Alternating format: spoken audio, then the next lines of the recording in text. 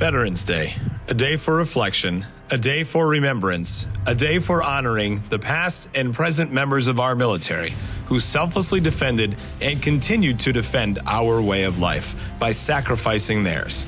Veterans have provided us freedom, security, and the title of greatest nation on earth. Today, Venice High School honors 4 members of our faculty who defended our nation with honor and are now serving our future population as educators at the highest level. We're here to honor these heroes, remember their achievements, their courage, dedication, and most of all, to say thank you for their sacrifices. Meet Mr. John Herron. Students here do a lot more than I've seen at any other high school to honor the veterans. There seems to be a wonderful sense of support for that. And perhaps that's because of the number of students who do serve or the number of teachers who have children who are serving.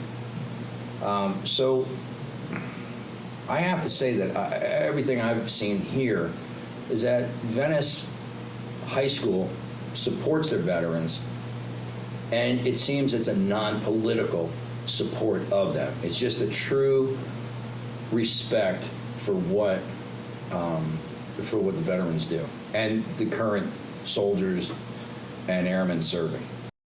Next, please meet Mr. Roger Bone. Headed to Vietnam, and my unit stood down. I was going to be doing gunboats. And so after I finished temporary schools, I was headed there. Then the unit I was at stood down because the war was ending.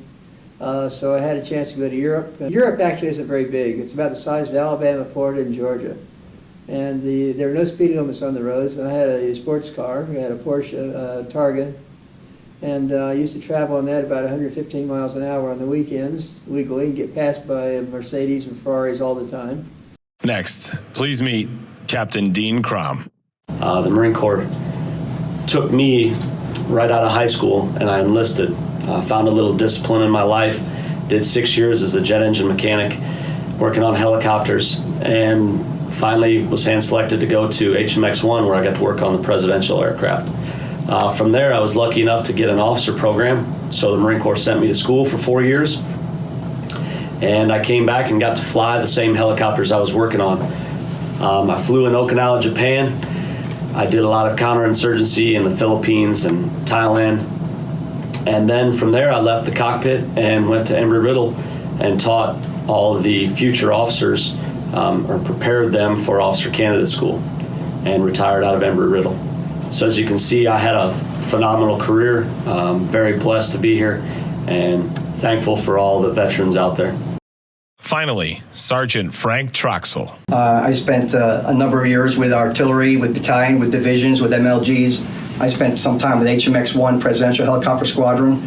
I spent 3 years on the drill field in Paris Island and in San Diego. When I retired in 2007, I joined the Florida Highway Patrol in 2009.